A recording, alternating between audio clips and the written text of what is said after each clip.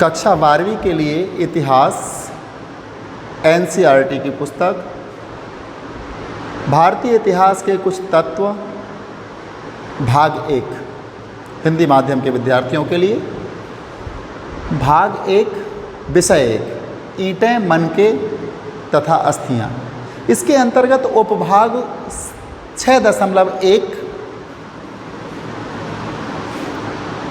उपमहाद्वीप तथा उसके आगे से आने वाला माल। अभी तक हमने पिछले वीडियो में देखा था शिल्प उत्पादन के लिए हम किन किन विधियों का प्रयोग करते थे, किस प्रकार से करते थे, कहाँ से हम कैसे इसको हमारे पास इनका वितरण होता था।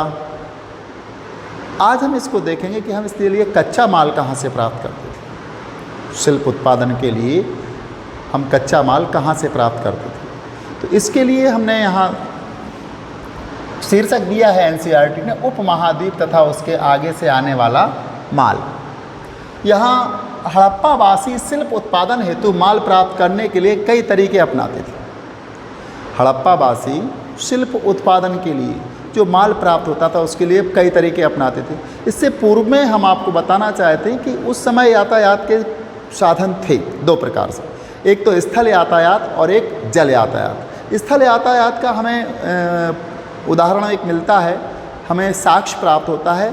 हमने वृषभ, बैल और गाड़ियाँ, बैलगाड़ियों कई खिलौने के रूप में इसके प्रतिरूप देखे हमने। तो इन प्रतिरूपों के माध्यम से हम इस बात को समझ सकते हैं कि वहाँ बैलगाड़ी का प्रयोग स्थल मार्गों से वस्तुओं एवं यात्रियों को लाने ले जाने के लिए इसका प्रयोग किया जाता होगा। अर्थात स्थल मार्ग से यातायात बैलगाड़ियों के माध्यम से हुआ होगा हड़प्पा काल में। इसके पश्चात हमने कुछ मोहरों पर नदियों, उन मोहरों पर नावों के चित्र देखे और ये नाव के लिए जो नदियाँ होती थी, नदियों के किनारे जलमार्ग भी पाए गए, नदियों तक जाने के लिए सड़कें, यातायात के साधन। तो इससे स्पष्ट होता है कि उस समय जल एवं थल दोनों मार्ग से व्यापार हुआ करता होगा और या फिर वस्तुएं प्राप्त की जाती होंगी या भेजी जाती होंगी निर्मित वस्तुओं को। यहाँ हड़प्पावासी कच्चा शिल्प उत्पादन के लिए कच्चा माल प्राप्त करने के लिए कई विधियों को अपनाते थे। इनमें से देखें हम क्या क्या है। जैसे नागेश्वर और बालाकोट, ये नागेश्वर और बालाकोट दोनों समुद्र तट पर है, गुजरात के समुद्र तट पर स्थित थे और यहाँ शंख आसानी से प्राप्त हो जाता है।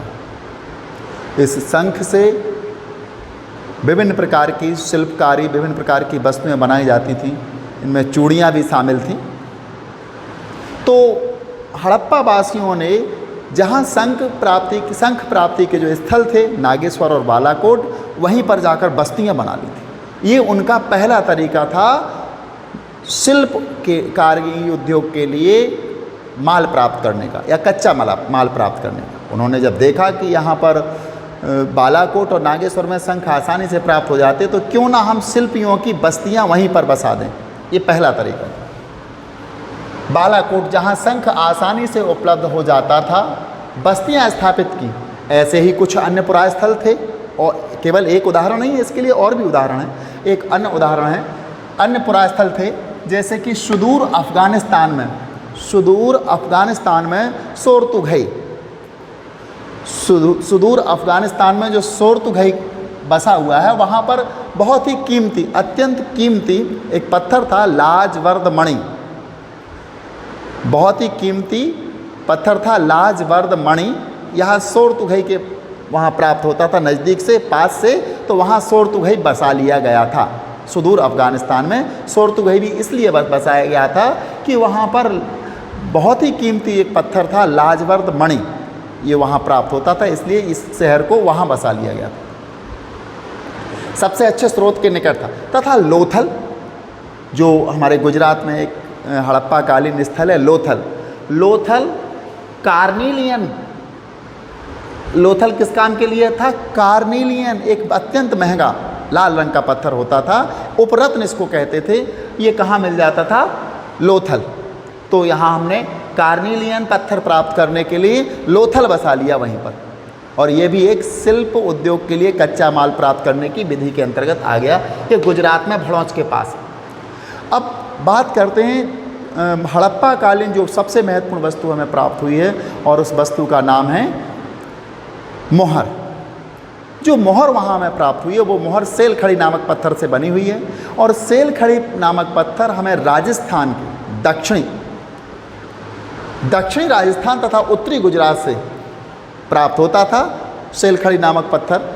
और धातु राजस्थान से, आपको पता होगा राजस्थान में एक ही धातु ज़्यादा फेमस थी, और उस धातु का नाम था तांबा, जो कि वहाँ खेतड़ी नामक स्थान से प्राप्त होता था। राजस्थान का तांबा विश्व प्रसिद्ध तांबा था उस समय, राजस्थान से के स्रोत के निकट थे, यानी कि राजस्थान के स्रोत जो खेतड़ी के निकट जहाँ तांबा मिलता था वहाँ हमने बस्तियाँ बसाई थी, सेलखड़ी जहाँ मिलता था वहाँ हमने बस्तियाँ बसा ली थी, और इसी प्रकार कार्निलियन पत्थर जहाँ मिलता था वहाँ हमने बस्तियाँ बताई थी, लाजवर्द मणि मिलती थी वहाँ बस्तियाँ बसा ली थी, और जहाँ शंख मिलता था नागेश्वर और बालाकोट, इन जगह पर हमने बस्तियाँ बसा ली थी। ये था शिल्प उद्योग के लिए कच्चा माल प्राप्त करने का हड़प्पाई निवासियों का तरीका या विधि। कच्चा माल प्राप्त करने की एक अन्य नीति थी राजस्थान के खेतड़ी अंचल जो तांबे के लिए था, तथा दक्षिण भारत सोने के लिए। आपने स्वर्णगिरी पर्वत सुना होगा, कर्नाटक में जो स्थित है वहाँ सोना निकलता है, तो सोना प्राप्त करने के लिए दक्षिण भारत और तांबे के लिए खेतड़ी राजस्थान। जैसे क्षेत्रों में अभियान भेजना, ऐसे क्षेत्रों में हड़प्पा वासियों ने अभियान भेजे थे, और इन अभियानों से क्या होता था, वहाँ का जो समुदाय होते थे उन समुदायों से संपर्क हो जाता था। इन अभियानों के माध्यम से स्थानीय समुदायों से संपर्क स्थापित किया जाता था। जो लोग वहाँ के स्थानीय निवासी थे उनसे संपर्क स्थापित हो जाता था, और इन इलाकों में यदा कदा कभी कभी हड़प्पाई पुरावस्तुएं ऐसे संपर्कों की संकेतक हैं। वहाँ कुछ हड़प्पा की पुरानी वस्तुएं मिल जाती थी, और ये ऐसे ही जो सामुदायिक संपर्क होते थे इन संपर्कों के संकेतक हैं, क्योंकि जब संपर्क में आते तो कोई वस्तुओं का आदान प्रदान होता है, और हड़प्पाई पुरावस्तुएं इन संपर्कों का ही परिणाम हैं, संकेतक हैं। खेतड़ी क्षेत्र में ऐसे साक्ष्यों को पुरातत्वविदों ने गणेश्वर जोधपुरा, खेतड़ी क्षेत्र में जो दक्षिण भारत के जो साक्ष्य प्राप्त हुए हैं या अन्य जगह के जो साक्ष्य प्राप्त हुए हैं, इन साक्ष्यों को पुरातत्वविदों ने गणेश्वर जोधपुरा संस्कृति का नाम दिया है।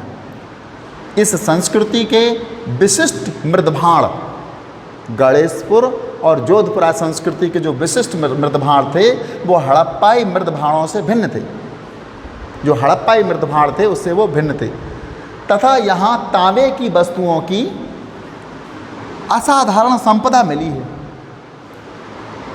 गणेश्वर और जोधपुरा जो संस्कृति नाम दिया है, यहाँ तांबे की वस्तुओं के असाधारण संपदा मिली है।